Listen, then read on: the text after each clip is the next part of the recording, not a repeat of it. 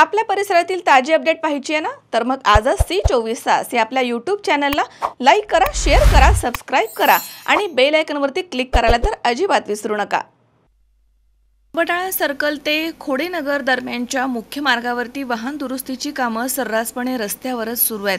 त्यामुळे वाहतुकीला मोठा अडथळा निर्माण होतो आणि याचा निषेध म्हणून वडाळा गाव युवा मंचच्या वतीनं नादुरुस्त वाहनांना पुष्पहार घालून त्या वाहनांवरती या रस्त्याचा मालक मीच, नागरिकांच्या कररूपी कोटी रुपयांचा चुराडा, रस्ते डांबरीकरण, रुंदीकरण, नागरिकांसाठी की नादुरुस्त वाहनांसाठी अशी कात्रणं या अवजड वाहनांवरती निषेध म्हणून लावण्यात आली आहेत। मार्गावरती दोन्ही बाजूनी नादुरुस्त अवजड ट्रक उभे करण्यात येत आहेत।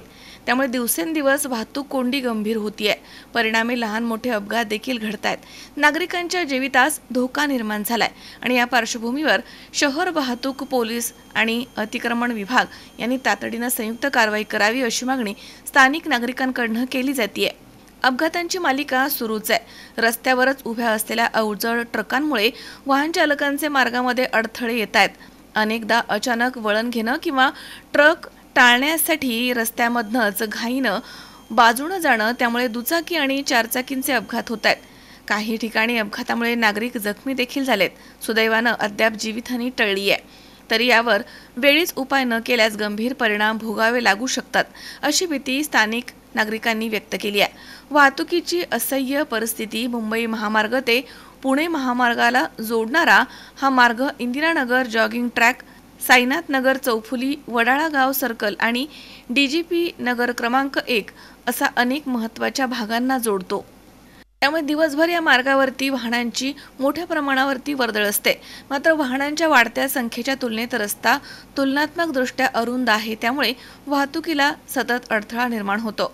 शहर वाहतूक पोलीस आणि अतिक्रमण विभागानं संयुक्तरित्या मोहीम राबवून रस्ता मोकळा करण्याची मागणी करण्यात आली आहे। नादुरुस्त ट्रकांना हटवून संबंधित गॅरेज चालकांवरती दंडात्मक कारवाई केली जावी अशी मागणी निषेध आंदोलनात करण्यात आली आहे। वडाळा गाव युवा मंचच्या वतीनं प्रशासनाकडे कारवाईची मागणी करण्यात आली आहे। वाहतुकीस अडथळा ठरणाऱ्या या परिस्थितीमुळे परिसरामधील नागरिक त्रस्त झाले आहेत। या संदर्भात अनेक वेळा स्थानिक प्रशासनाकडे तक्रारी करण्यात आल्यात, मात्र अद्याप ठोस कारवाई झाली नाहीये।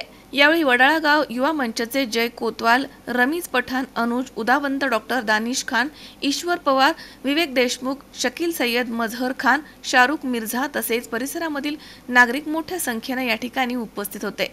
वडाळा गाव येथे वडाळा गाव युवा मंचच्या वतीने व परिसरातील नागरिकांच्या ज्या अडीअडचणी होत्या, त्यांचं असं म्हणणं आहे की आम्हाला इथं रस्त्यावरती गाड्यांचं अतिक्रमण झाल्यामुळं मनोज गॅरेजवाला त्याची कमर्शियल ऍक्टिव्हिटी रस्त्यावरती करतोय। ह्या गाड्यांमुळे ब्लॅक स्पॉट निर्माण झालाय आणि या ब्लॅक स्पॉटमुळे अनेक लोकांचा ऍक्सिडेंट होतो। देवा कृपेने आतापर्यंत कोणाचा बळी गेला नाही, पण जर या ब्लॅक स्पॉटमुळे जर कधी इथल्या नागरिकांचा जर बळी गेला तर याचा जबाबदार ट्रॅफिक पोलीस असेल का, महानगरपालिका असेल का, असा आमचा प्रश्न आहे।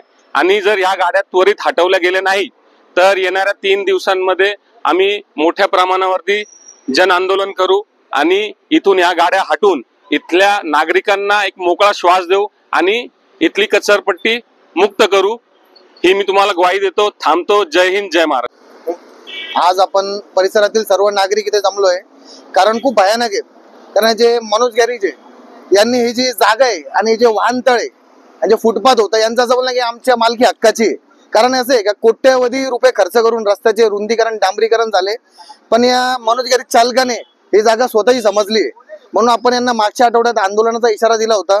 त्यांनी काही प्रमाणात गाड्या हटवले, पण काही गाड्या तशीच आपण बघू शकतो। किती भीषण अपघात झालेल्या गाड्या आहे, हे कुठेतरी अपघात झालेल्या गाड्या इकडे आणून ठेवता। ही जागा यांची नाही, ही जागा नागरिकांची आहे, हे फुटपाथ नागरिकांचं आहे। याच्यामुळे इथे कचराकुंडी निर्माण झालेली आहे।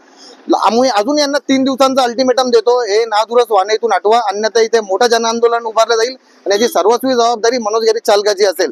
आणि जर यांच्याकडून हे होत नसेल तर आम्ही खंबीर हे सर्व ट्रक आम्ही आमच्या पद्धतीने इथे हटवू, हे याचा इशारा मी यांना देतो। आणि हे जागेचे यांनी अनेक वर्षांचे वापर केलेला आहे। महापालिकेला एक विनंती, यांच्या घरपट्टीमध्ये हे सर्व मेन्शन केलं पाहिजे आणि सर्व पैसे महापालिकेने मनोज गॅरेज चालकाकडून वसूल केले पाहिजे, अन्यथा येत्या 3 दिवसात आम्ही याच्यापेक्षा मोठा जन आंदोलन उभारणार आहे। याची दक्षता महापालिकेने, शहर वाहतूक शाखेने घ्यावी। धन्यवाद। किरण आहे, C24 तास, नाशिक।